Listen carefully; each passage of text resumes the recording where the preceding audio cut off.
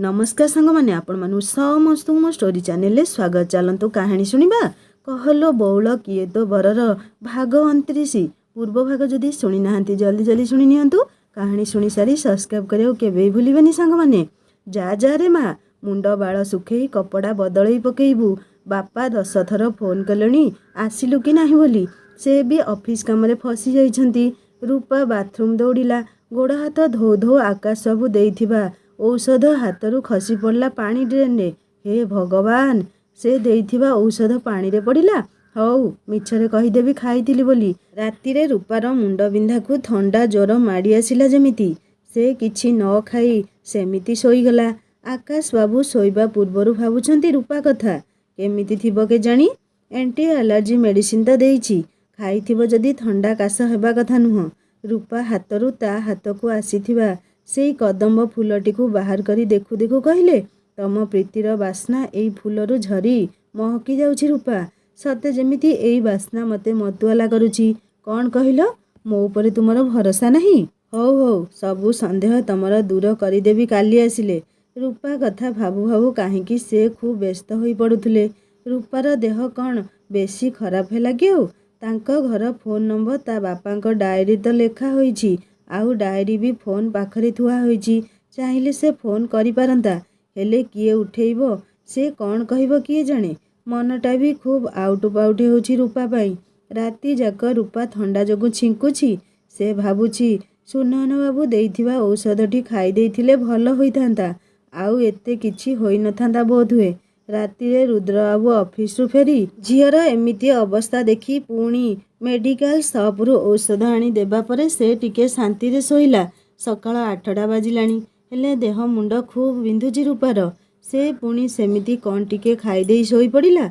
दिन 2टा हेबारु रूपा भाबिला ट्यूशन आज जाई हेबनी। देह तो भल लागुनी सार को फोन करी जणै देबा उचित हेबो नहेले से अपेक्षा करिवे अजतारे मते। तेणु रूपा सार घर को फोन लगैला। हेलो आकाश विषन्न मनरे किए रिंग करुछि बोली फोन टी उठेइले। तार बापा खाई सारी टिके रेस्ट करछंती तापरे पिला मानकु ट्यूशन पढ़ाया पई बसिबे। आर पाखरु झियो पिलार कंठस्वर सुनी आकाश प्रथमे कौन कहिबे जानि पर नथिले। हे हेलो हेलो हेलो सार नमस्कार मु रूपा कहूतली। सार मो देह भल नहीं मु आज ट्यूशन आसीबिनी। रूपार देह खराब शुणी आकाश हृदय भितरटा जेमिति बिदारी होईगला। से जानिले ता देइथिबा औषध रूपा खाइनी। एते अविश्वास मो उपरे तांकर। रूपा उपरे खूब अभिमान आसुथिला तांकर।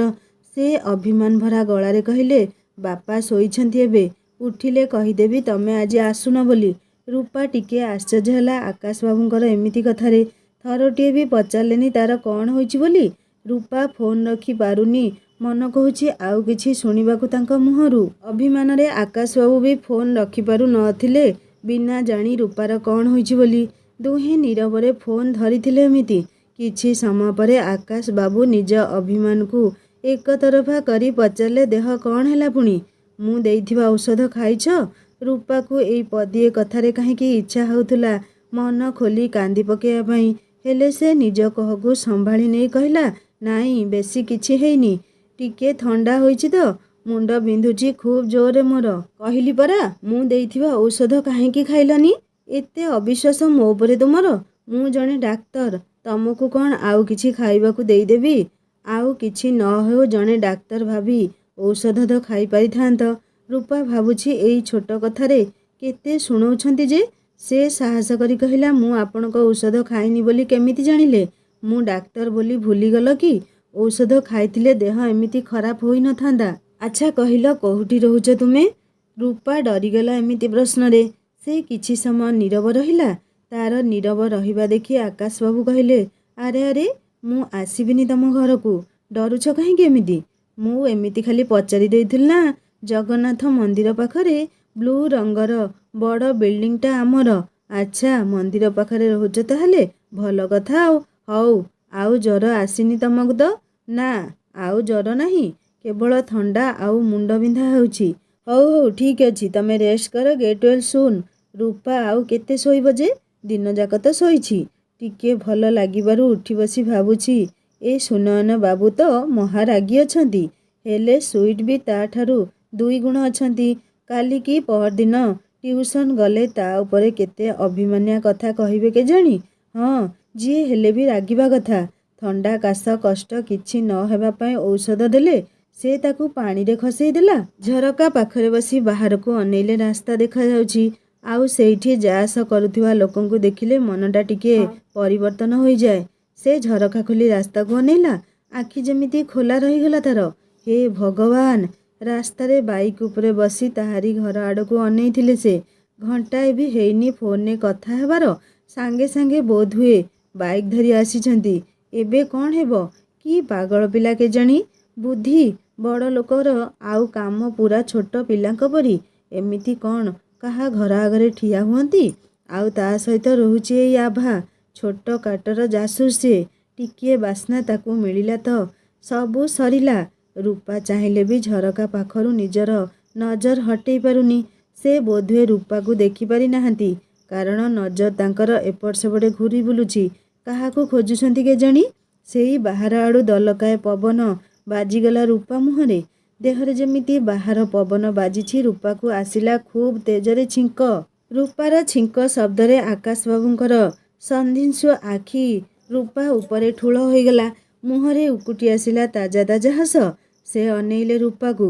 ଆଉ ରୂପାର ଆଖି ଆକାଶ ଉପରେ। ହେ ଭଗବାନ! କି ପିଲା ଏମିତି କିଏ କରେ? ଅଧା ସେକେଣ୍ଡ କି ଗୋଟିଏ ମିନିଟ୍ ରୂପାକୁ ନଜର ଭରି ଦେଖି ହେଇ ସେଇ ହସ ହସ ମୁହଁରେ ଦୁଃଖର ବାଦଲ ଯେମିତି ଢାଙ୍କି ଆସିଲା ତାଙ୍କର। ସେ ବାଇକ୍ ଷ୍ଟାର୍ଟ କରି ଆଉ ଥରେ ରୂପା ଆଡ଼କୁ ଅନେଇ ଫେରି ଯାଉଥିଲେ। ରୂପା ମନରେ ପୁଣି ଥରେ ତାଙ୍କୁ ନେଇ ଅନେକ ଫଗୁଣ ଏକାଥରେ ତାକୁ ଆକ୍ରମଣ କରୁଥିଲେ। ତାକୁ ଦେଖିବା ପାଇଁ ସେ ତାହେଲେ ଆସିଥିଲେ? ତା ଦେହ ଭଲ ନାହିଁ ବୋଲି ତାକୁ ତାହେଲେ ସେ ଦେଖିବାକୁ ଆସିଥିଲେ? ରୂପା ମନରେ ପ୍ରୀତିର ସ୍ରୋତଟିଏ ବହିଗଲା। ସେଇ ସ୍ରୋତରେ ସେ କୁଆଡ଼କୁ ଭାସି ଯିବାକୁ ବସିଛି ନିଜେ ବି ଜାଣିନି। ଅଚାନକ ଆଭାର ଡାକରେ ତାର ତନ୍ଦ୍ରା ତୁଟିଲା। ନାନୀ! କାହାକୁ ଦେଖୁଛୁ କି ସେଇଠି ଝରକାରେ ତୁ? କୁଆଡ଼େ ନଜର ନାହିଁ ତୋର? ସେଇ ରାସ୍ତାରେ କିଏ କି ନାନୀ? ରୂପାକୁ ଲାଗିଲା ସେ ସେଇଠି ଯେମିତି ବେହୋସ ହୋଇଯିବ। ସେ କହିଲା ବହୁତ ବଦମାସ ହେଉଛୁ ନା ଆଭା ତୁ। କହିବି ମାମାଙ୍କୁ? ଆରେ ନାନୀ! ମୁଁ ତ ଏମିତି ଖାଲି ପଚାରିଦେଲି ତତେ। ତୁ ରାଗୁଛୁ କାହିଁକି? ସତରେ କ'ଣ ସୁନୟନ ବାବୁ ଏଇଠିକି ଆସିଲେ ନା କ'ଣ? ଚୁପ୍ ଚୁପ୍ ପୁରା ଚୁପ୍। ରୂପା କହି କହି ଝରକା ପାଖରୁ ଉଠି ଆସି ବିଛଣାରେ ଗଡ଼ି ପଡ଼ିଲା। ଅଚାନକ ଫୋନ୍ ରିଙ୍ଗ ହେଲା। ରୂପା ଉଠେଇବା ଆଗରୁ ଆଭା ଫୋନ୍ ଉଠେଇ କହିଲା ନାନୀ! ହାବେଲିରୁ ବୃନ୍ଦା ଦିଦିର ଫୋନ୍ ଆସିଛି ଜଲ୍ଦି ନେ। ରୂପା ଖୁବ୍ ଖୁସି ହୋଇଯାଇ ଫୋନ୍ଟି ଆଭାଠାରୁ ନେଇ କହିଲା ବୃନ୍ଦା! ମୋ କଥା ଆଜି କେମିତି ମନେ ପଡ଼ିଲା ତମର? ମୋ ଦେହ ଭଲ ନାହିଁ ଥଣ୍ଡା କାଶ ହେଉଛି। ତୁମ ସୁନୟନ ବାବୁଙ୍କୁ ତ କଟକରେ ଛାଡ଼ି ଚାଲିଗଲ। ସେଇଠି ପୁଣି କାହା ସହ ଏତେ ବର୍ଷାରେ ଭିଜିଲ ଯେ ଦେହ ଖରାପ ହୋଇଗଲା ତମର? ରୂପା ଖିଲି ଖିଲି ହସି ଦେଇ କହିଲା ଏକୁଟିଆ ଭିଜିଲି ଆଉ କାହା ସହିତ ଭିଜିବି? ଡାକ୍ତର ବାବୁ ତ କଟକରେ ଆଉ ରୋଗ ତମକୁ ସେଇଠି ହେଉଛି। କ'ଣ କରାଯିବ ସାଙ୍ଗ? ଆଉ ସେଠିକାର ଖବର କ'ଣ? ମୋ ସାଙ୍ଗ ବହୁତ ଖୁସି ଥିବାର ଲାଗୁଛି। କ'ଣ ସୁନୟନ ବାବୁ ସେଇଠିକୁ ଦେଖା କରିବାକୁ ପଳେଇ ଆସିନାହାନ୍ତି ତ ଆଉ? ରୂପା କେମିତି କହିବ ତାଙ୍କ ଘର ଏଇ ସହରରେ। ସେ କ'ଣ ଦେଖା କରିବାକୁ ଆସିବେ? ନାଇଁ ସେମିତି କିଛି ନାହିଁ ତ। ପରେ କହିବି। ଶୋଉଛି ମୁଁ ଏବେ। ଦେହ ଭଲ ଲାଗୁନି ମୋର। ହଉ ହଉ ସାଙ୍ଗ ରେଷ୍ଟ କର। ରୂପା ଫୋନ୍ ରଖି ପୁଣି ଥରେ ବିଛଣାରେ ଶୋଇ ପଡ଼ିଲା। ପୁଣି ଥରେ ତୁରନ୍ତ ଫୋନ୍ ବାଜି ଉଠିଲା। ଏଇ ବୃନ୍ଦାକୁ ଆଉ ପାରି ହେବନି। କହିଲି ଶୋଇବି ବୋଲି। ନିଜେ ନିଜେ କହି ହସିଦେଲା ରୂପା। ଏ ବୃନ୍ଦା! ଦେହ ଭଲ ଲାଗୁନି ବୋଲି କହିଲି ପରା। ହଁ, ଡାକ୍ତର ଉପରେ ବିଶ୍ୱାସ କରିବନି ଯଦି କଷ୍ଟ ତ ପାଇବ ନା। ଆପଣ ଏମିତି ହଠାତ୍ ଫୋନ୍ କଲେ ଯେ? ଦେହ କେମିତି ଲାଗୁଛି ଏବେ? ମୁଣ୍ଡ ବିନ୍ଧା ଭଲ ହେଲା କି ନାହିଁ? ଆକାଶ ବାବୁଙ୍କ ଫୋନ୍ ପୁଣି ଅଚାନକ ଏମିତି କଟାକ୍ଷ ଆଉ ପ୍ରଶ୍ନ ତାଙ୍କର। ରୂପା ଧୀରେ ଧୀରେ କହିଲା ହଁ ଟିକିଏ ଭଲ ଅଛି ଏବେ। ହଉ ଟେକ୍ କେୟାର। ରୂପା ଫୋନ୍ ରଖି ଭାବୁଛି ସେ ଦେଇଥିବା ଔଷଧ ଖାଇଲାନି ବୋଲି କେତେ ଶୁଣେଇ ସାରିଲେଣି ସୁନୟନ ବାବୁ। ହେଲେ ତା ଦେହ ଚିନ୍ତା ବି ତାଙ୍କର ଅଛି। କେବେ ଖଟା କେବେ ମିଠା ଏଇ ଆକାଶ ବାବୁ। ସବୁ ପରେ ବି ସେ କାହିଁକି ସେଦିନ ଆସିଲେନି ସେ କଥା କେମିତି ଭୁଲିଯିବ? ଏଇଠିକୁ ସେ ଯଦି ଟ୍ୟୁସନ୍ ଆସୁନଥାନ୍ତା ତାହେଲେ ତାଙ୍କ ସହ କେବେ ବି ଦେଖା ହୁଅନ୍ତାନି। ତାହେଲେ ଏସବୁ ଆପଣ କ'ଣ ପାଇଁ? ମିଛୁଆ ବଦମାସ ଭଣ୍ଡ କୋଉଠିକାର। 3 ଦିନ ଲାଗିଗଲା ରୂପାର ଦେହ ଠିକ୍ ହେବା ପାଇଁ। ଆଜି ଚତୁର୍ଥ ଦିନ। ରୂପା ସାର୍ଙ୍କ ଘରକୁ ଯିବାକୁ ବାହାରୁଛି। ରାଜେଶ୍ୱରୀ ଦେବୀ କହିଲେ ସାଙ୍ଗରେ ଛତା ନେଇଯା। ଅଦିନିଆ ମେଘ କେତେବେଳେ ହେଉଛି ଠିକଣା ନାହିଁ। ପୁଣି ଥରେ ଦେହ ଖରାପ ହେଲେ ଶୋଇବୁ। ନ ପଢ଼ିବାର ବାହାନା ଦରକାର ତମ ଦୁହିଁଙ୍କୁ ଖାଲି। ରୂପା ତରତର ହୋଇ ଛତାଟି ବ୍ୟାଗରେ ପୂରେଇ ରିକ୍ସାଟିଏ ଧରି ଚାଲିଲା ସାର୍ଙ୍କ ଘର ରାସ୍ତାରେ। 3 ଦିନ ଲାଗୁଛି ଯେମିତି 3 ବର୍ଷଠୁ ଅଧିକ ସମୟ ସେ ସେଇ ରାସ୍ତାରେ ଆସିନାହିଁ। ରିକ୍ସାରୁ ଓହ୍ଲେଇ କବରସ୍ଥାନ ରାସ୍ତାରେ ପାଦ ଦେଲା। ଆରମ୍ଭରେ ସେଇ କଦମ୍ବ ବୃକ୍ଷରେ ଅନେକ ଫୁଲ ଫୁଟିଛି ଆଜି ରୂପା ଦେଖିଲା। ସେ ଅନେଇଲା ଖୁବ୍ ଆଦରରେ ସେ ଫୁଲକୁ। ମିଠା ମିଠା ବାସ୍ନା ତାକୁ ଖୁବ୍ ଆମୋଦିତ କରୁଥିଲା। ଆଜି ପୁଣି ଫୁଲଟିଏ ହାତରେ ତୋଳି ଧରିଲା। ଫୁଲଟିକୁ ଦେଖି ଭାବୁଛି ଏଇ ଫୁଲରେ ଏମିତି କ'ଣ ଅଛି କେଜାଣି? କୃଷ୍ଣ ଭଗବାନ ୟାକୁ ଏତେ ଭଲ ପାଉଥିଲେ। ବୃନ୍ଦାବନରେ କ'ଣ ଆଉ କିଛି ଫୁଲର ବୃକ୍ଷ ନ ଥିଲା? ସେ ସେଇ ଗଛରୁ ନଜର ହଟେଇ ଆଗକୁ ପାଦ ବଢ଼େଇଲା। ଆଖିରେ ନାଚିଗଲା ସୁନୟନ ବାବୁଙ୍କ ଅଭିମାନୀ ଆଖି ଦୁଇ। ଓ ସେ ତ ଭୁଲି ଯାଇଥିଲା ବାବୁ ଆଜି ଏତେ କ'ଣ ଶୁଣେଇବେ କି କ'ଣ ତାକୁ। ଡାକ୍ତର ବାବୁଙ୍କ ଔଷଧ ସେ ଖାଇନାହିଁ ବୋଲି ନିଜକୁ ନିଜେ କହୁଛି। ବେଶୀ କହିଲେ କହିଦେବି। ହଁ, ଆପଣଙ୍କ ଉପରେ ଭରସା ନାହିଁ ତ ସେଦିନ ଆସିଲେନି କ'ଣ ପାଇଁ? ଏମିତି ଭାବନାର ଜୁଆର ଭିତରେ କବରସ୍ଥାନ ରାସ୍ତା ଅଧାଅଧି ହେଲାଣି। ଦେହ ଭୟରେ ଶୀତେଇଗଲା ତାର। ଜଣେ ମୃତ ଲୋକକୁ କବର ଦେବା ପାଇଁ ଅନେକ ଲୋକ ଠିଆ ହୋଇଥିଲେ। ସେ ଅନେଇଲା ସିଆଡ଼କୁ। କଫନ ଭିତରେ ରଖି ତାକୁ ପୋତିଲେ। ଆଜି ମରିଛି କି କ'ଣ ଲୋକଟି? ହେ ଭଗବାନ! ନୂଆ ଭୂତ ଗୋଟେ ପୁଣି ଆଡ଼ମିସନ୍ ହେଇଗଲା ଏଇ କବରସ୍ଥାନରେ। କହନ୍ତି ମରିବାର 10 ଦିନ ଯାଏ ଆତ୍ମା ଏମିତି ତଳେ ତଳେ ଉଡ଼ି ବୁଲୁଥାଏ। ଏମାନେ ତ ଶରୀର ଜଳାଉ ବି ନାହାନ୍ତି। ସେ କୋଉଠି ପଢ଼ିଥିଲା ଆତ୍ମା ତ ମରେନି ବୋଲି। କିନ୍ତୁ ମୃତ୍ୟୁ ପରେ ଛାଡ଼ିଥିବା ଶରୀରକୁ ଜଗିବ ସେ। ଆମର ତ ଜଳେଇ ଦେଉ କାମ ଶେଷ। ହେଲେ ଏଇଠି ତ କଫନ ଭିତରେ ଏମାନେ। ହେ ଭଗବାନ! ସେ ଆରମ୍ଭ କଲା କିଛି ସମୟ ଆଗରୁ କଦମ୍ବ ମୂଳରେ ମନେ ପକାଉଥିବା ଶ୍ରୀକୃଷ୍ଣଙ୍କୁ। ସେ ଆରମ୍ଭ କଲା ଶ୍ରୀକୃଷ୍ଣ ଗୋବିନ୍ଦ ହରେ ମୁରାରୀ ହେ ନାଥ ନାରାୟଣ ବାସୁଦେବ ଯଜ୍ଞସୁ ନାରାୟଣ କୃଷ୍ଣ ବିଷ୍ଣୁ ତ୍ରାହି ମାଂ ଜଗଦୀଶ୍ୱର ରକ୍ଷା କର ପ୍ରଭୁ। ହେ ଭଗବାନ! ଭୟରେ ଭୁଲ ଗାଇଦେଲି ନା କ'ଣ ବୋଧେ ଆଉ। ରକ୍ଷା କର ପ୍ରଭୁ ରକ୍ଷା କର। ଯାହା ହଉ ଏମିତି ଭିତରେ ସେ ଶେଷ ମୁଣ୍ଡରେ ପହଞ୍ଚିଲା। ଓହୋ, ମଣିଷ ବଞ୍ଚିଗଲା ଆଜି ଆଉ। ସାର୍ଙ୍କ ଘରେ ପହଞ୍ଚି ପ୍ରଥମେ ଅନେଇଲା ଏପଟ ସେପଟକୁ। ଆଣ୍ଟି ଦେଖି କହିଲେ ତମ ଦେହ ଭଲ ହେଲା ଝିଅ? ସେଦିନ କପଡ଼ା ବଦଳେଇଲନି ତ? ପାଣି ଧରି ପକେଇଲା ତମକୁ। ରୂପା ଭାବୁଛି ମା ପୁଅ ଖାଲି ଦୋଷ ଦେବାରେ ବ୍ୟସ୍ତ ଆଉ। ଏପଟେ ଆଣ୍ଟି କହୁଛନ୍ତି ତାଙ୍କ କପଡ଼ା ବଦଳେଇଲିନି ବୋଲି, ଆଉ ପୁଅ ତାଙ୍କର ଔଷଧ ଖାଇଲିନି ବୋଲି ରାଗ। ଯାହା ହଉ ଦୁହେଁ ନିଶ୍ଚୟ ତା ଭଲ ଚାହୁଁଥିଲେ ଆଉ। ସେ ଚିନ୍ତାରୁ ବାହାରି କହିଲା ଆଣ୍ଟି ଆଜି ସେଇଠି ଜଣକୁ କବର ଦେଉଛନ୍ତି। ଆର ସାହିର ବୁଢ଼ା ଲୋକ ଜଣେ ବିଛଣାରେ ପଡ଼ିଥିଲେ ଆଜି ଚାଲିଗଲେ ରେ ମା। ତମେ ଡରିଲ କି ଝିଅ? ନା ନା ଆଣ୍ଟି, ମୁଁ ଡରି ନାହିଁ ଯେ। ସେ ଭିତର ଘରୁ ଲୁଚେଇ ଲୁଚେଇ ଆକାଶବାବୁ ରୂପାକୁ ଦେଖୁଥିଲେ। ଏଇ 4 ଦିନ ଖୁବ୍ କଷ୍ଟ ଲାଗିଛି ରୂପାର ଅନୁପସ୍ଥିତି ତାଙ୍କୁ। ସେ ଭାବୁଛନ୍ତି ରୂପା କଥା ଶୁଣି। ନା ନା, ଭାରି ସାହସୀ ଝିଅଟା ତ। ସେ କାହିଁକି ଡରିବ ଯେ? ରୂପାର ଆଖି ଏବେ ଘର ସାରା ବୁଲି ଆସିଲା। ବାବୁ ତ ରୁମ୍ ଭିତରେ ବସିଛନ୍ତି। ରୂପା କେମିତି ଦେଖିବ? ତାଙ୍କୁ ନ ଦେଖି ମନେ ମନେ ରାଗିଗଲାଣି ସେ। ତାଙ୍କୁ ଦେଖିବାକୁ ବାତରା ପିଲାଙ୍କ ପରି ଗାଡ଼ି ଧରି ଘର ଆଗରେ ହାଜର ହୋଇଯାଉଥିଲେ। ଆଉ ଆଜି ମହାଶୟଙ୍କର ଦେଖା ନାହିଁ। ହଁ ମ, ନଥିଲେ ନାହିଁ ସେ କାହିଁକି ତାଙ୍କ କଥା ଏତେ ଭାବିବ? କୋଉ ଭଲ ପିଲାଟା ଯେ, କଥା ଦେଇ କଥା ନ ରଖିବା ପିଲାଟିଏ ସେ। ରୂପା ନିଜ ମନକୁ ସାନ୍ତ୍ୱନା ଦେଇ ପଢ଼ିବାକୁ ବସିଲା। ହେଲେ ପଢ଼ାରୁ ଗୋଟିଏ କ୍ଷଣ ସମୟ ବାହାର କରି ଆଖି ଖୋଜି ଆସୁଛି ତାଙ୍କୁ। କୁଆଡ଼େ ଗଲେ କେଜାଣି? ଅଦ୍ଭୁତ ପିଲାଟା ସତେ। ନା ଲୋକ ଯୋ ଭି ହୋ। ଏବେ ଟ୍ୟୁସନ୍ ସରିଲା, ଫେରିବାର ସମୟ ହେଲା। ମନେ ପଡ଼ିଲା ତାଜା ତାଜା କବର ଦିଆ ହୋଇଥିବାର ଦୃଶ୍ୟ। ପାଦ ବଢ଼େଇ ଚାଲିଛି ଆଗକୁ ରୂପା। କେଡ଼େ ବଦମାସ ପିଲା। ଆଜି ବେଳାରେ ନାହାନ୍ତି ସେ। ମୁଁ କାହିଁକି ତାଙ୍କୁ ଏମିତି ଖୋଜୁଛି କେଜାଣି? ସେ କାହିଁକି ଆସିବେ ତାହା ସହ? କ'ଣ ପାଇଁ ସେ ଆଶା କରୁଛି କେଜାଣି? ସେ ନିଜ ଭୟକୁ ହାତ ମୁଠିରେ ବନ୍ଦ କରି ସେଇ ରାସ୍ତାରେ ପାଦ ବଢ଼େଇଲା। ରାସ୍ତାର ମଝାମଝି ଆଡ଼କୁ ଆଜିର ନୂଆ କବର। ହେ ଭଗବାନ! ପଛକୁ ଅନେଇଲା ରୂପା। ନା, ଆଜି ଗାଁ ଲୋକ ବି କେହି ଦିଶୁନାହାନ୍ତି। ସେ ଆଗକୁ ପାଦ ବଢ଼େଇଲା। ଅଧା ରାସ୍ତାରେ ସେଇ କବର ଆଡ଼କୁ ଅନେଇ ଭୟରେ ଦେହ ଥରିବା ପୂର୍ବରୁ ଗୋଟିଏ ବଳିଷ୍ଠ ହାତ ତା ହାତକୁ ପଛରୁ ଟାଣି ଧରିଲା। ରୂପା ଦେହରେ ଆଉ ଜୀବନ ନାହିଁ। ସେ ଚିଲେଇବା ପୂର୍ବରୁ ଦେଖିଲା ତା ଆଗରେ ଠିଆ ହୋଇଛନ୍ତି ଆକାଶବାବୁ। କ'ଣ ଭୂତକୁ ଡର ଲାଗୁଛି? ଏମିତି ଥରୁଛ ଭୟରେ ତମେ? ଆକାଶବାବୁଙ୍କ ଉପସ୍ଥିତି ସେଇ ମୁହୂର୍ତ୍ତରେ ରୂପା ମନରେ ଖୁସିର କିରଣ ବୁଣିଦେଲା।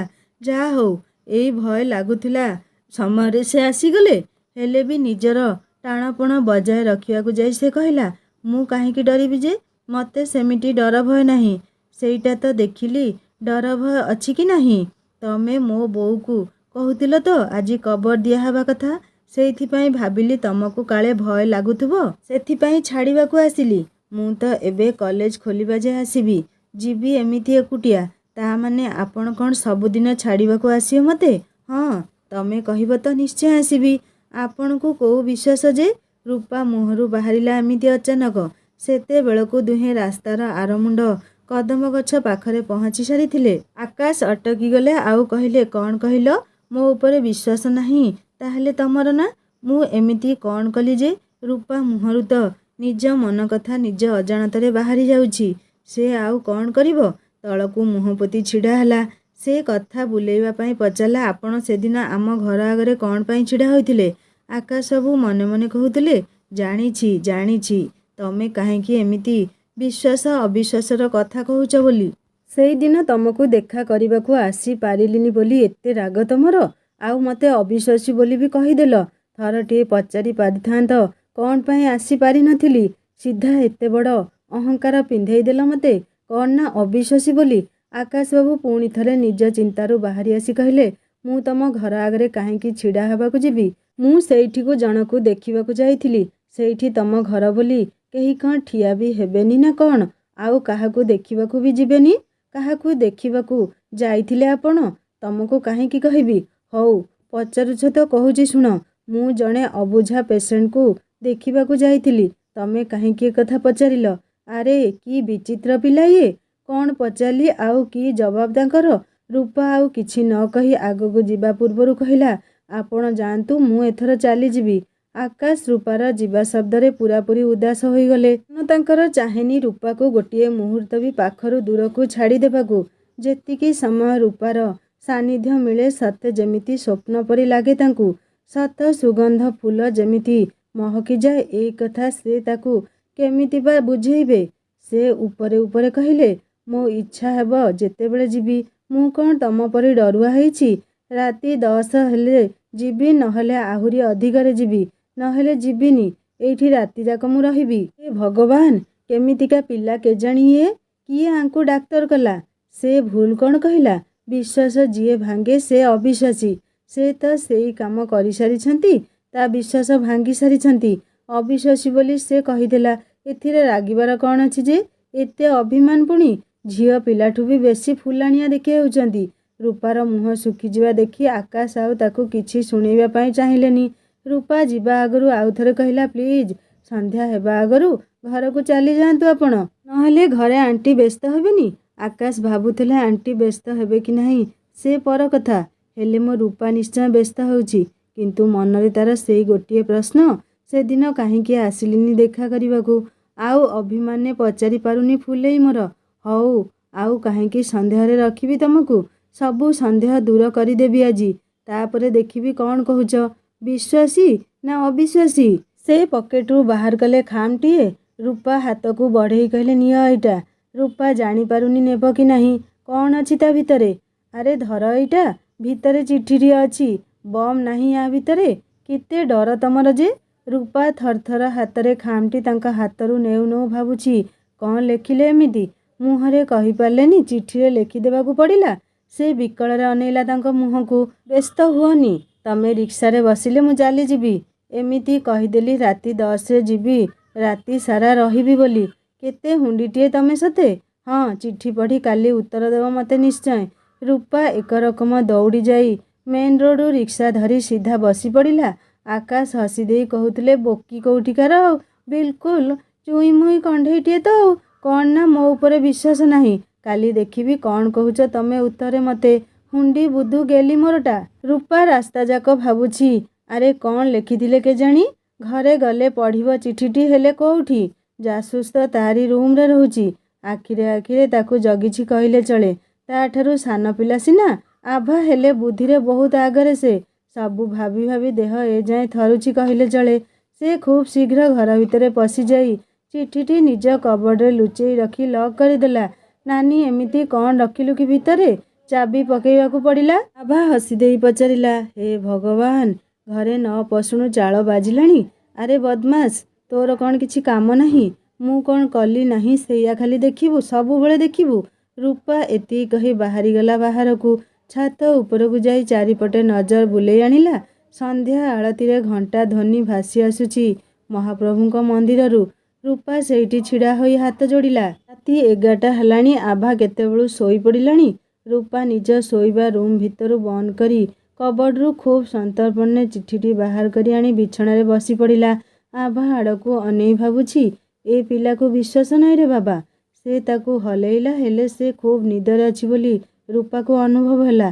ରୂପା ଖୁବ୍ ଆଗ୍ରହ ଆଉ ଭୟ ଭିତରେ ଖାମଟି ଖୋଲି ତା ଭିତରୁ ଚିଠି ଆଉ ଗୋଟିଏ କ'ଣ ଥିଲା ସେଇଟା ବାହାର କଲା। ପ୍ରଥମେ ଚିଠିଟି ଖୋଲି ପଢ଼ିବାକୁ ଆରମ୍ଭ କଲା। ସ୍ନେହର ରୂପା, ତମକୁ ଦେଖା ନ କରିବା ଦିନଠାରୁ ଆଜି ଯାଏ କେତେ ଗାଳି କଲଣି ମୋତେ। ଅବିଶ୍ୱାସୀ, ମିଛୁଆ, ବିଶ୍ୱାସଘାତକ, ନା ଆଉ କିଛି ବି ଗାଳି କରିଛ ମନେ ମନେ? କ'ଣ ମିଛ କହିଲି?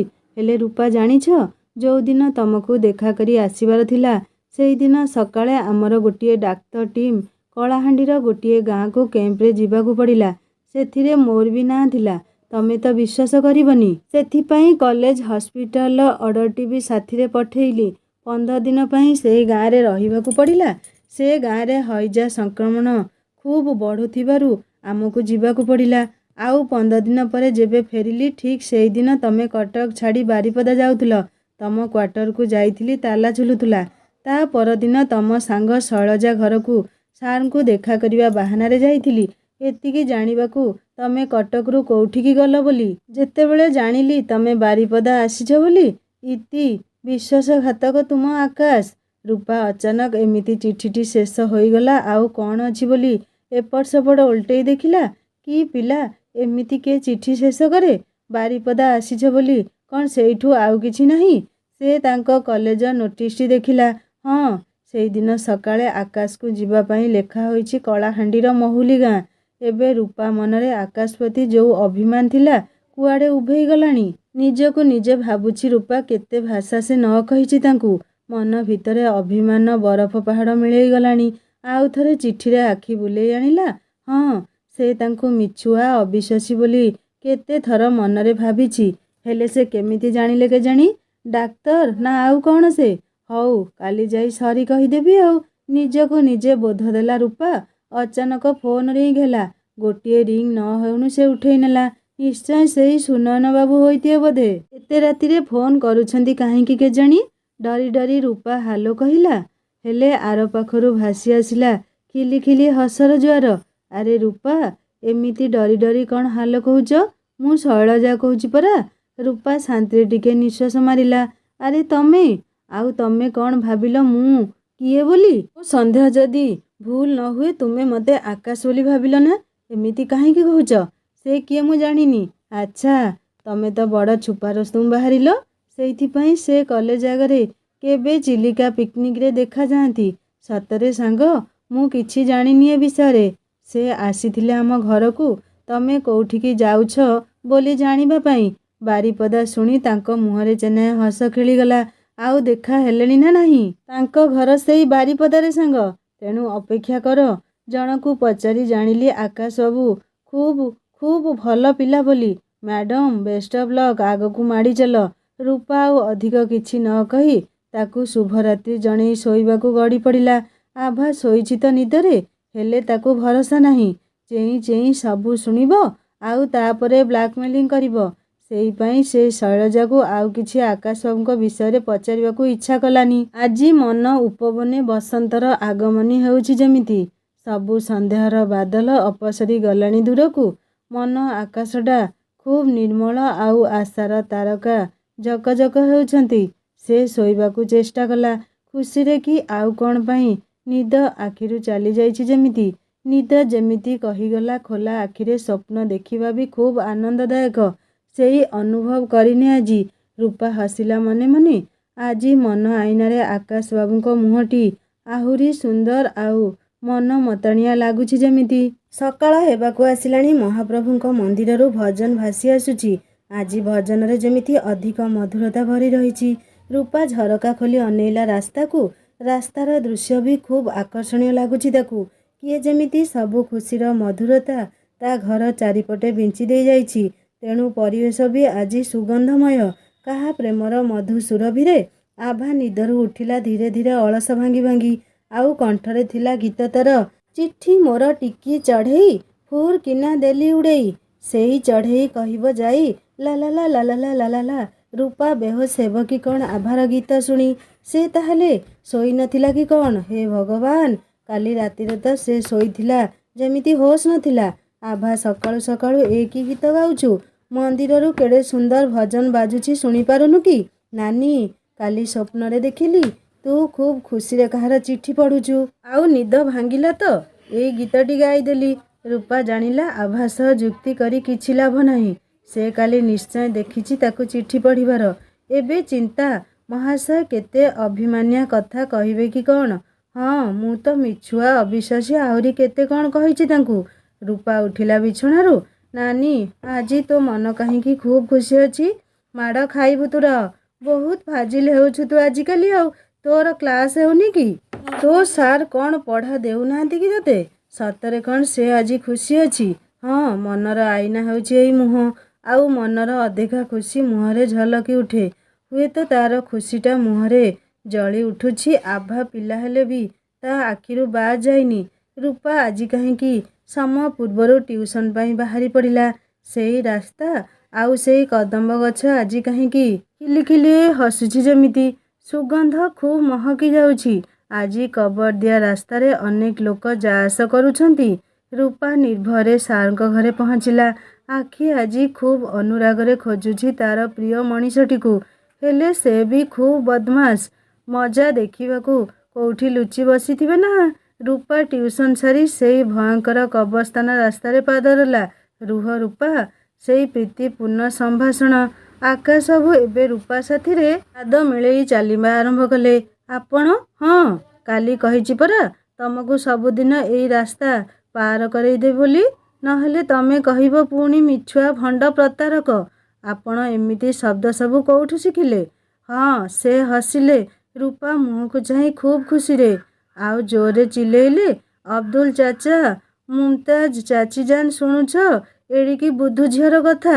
ଏଇ ଏମିତି ମରିଯାଇଥିବା ଲୋକଙ୍କୁ ଡାକନ୍ତିନି।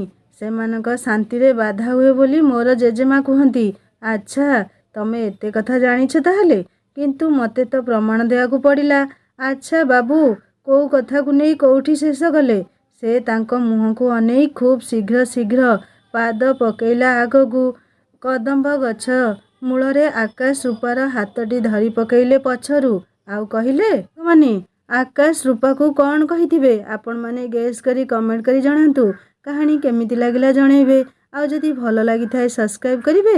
ଆଉ ଲାଇକ୍ଟିଏ କରିବେ, ହାଇପ୍ କରିବେ, ସାଙ୍ଗମାନଙ୍କ ସହିତ ସେୟାର କରିବେ। ହିନ୍ଦୀ ଷ୍ଟୋରି ଚ୍ୟାନେଲକୁ ଭିଜିଟ୍ କରନ୍ତୁ। ବହୁତ ସୁନ୍ଦର କାହାଣୀଟିଏ, ଲଭ୍ ଷ୍ଟୋରିଟିଏ ସାଙ୍ଗମାନେ। Marriage with love part by part upload କରି ଚାଲିଛି। କାହାଣୀ ଶୁଣନ୍ତୁ, ସବସ୍କ୍ରାଇବ୍ କରିବେ, ସାଙ୍ଗମାନଙ୍କ ସହିତ ସେୟାର କରିବେ। ରହୁଛି ନମସ୍କାର, ଜୟ ଜଗନ୍ନାଥ।